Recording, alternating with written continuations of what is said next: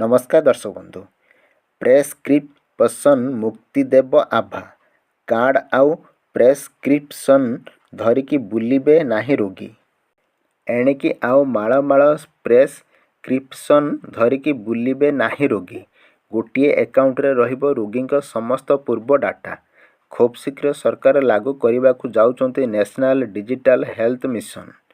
एई card रे ना हेउचे Ayushman Bharat health account बा आभा। नेशनल हेल्थ अथॉरिटी अंडर रे रहिबो एई कार्ड।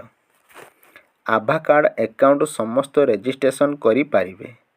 क्यूआर कोड स्कान कले पूर्व रोग संबंधी सबु डाटा उपलब्ध हेबो। नेशनल डिजिटल हेल्थ मिशन अनुजाई एई कार्ड पाई पारिबे रोगी। एथि निमंते ऑनलाइन रे आवेदन करिबाकू हेबो। आयुष्मान भारत कार्ड सो एई कार्ड भी बंटन करा जिवो।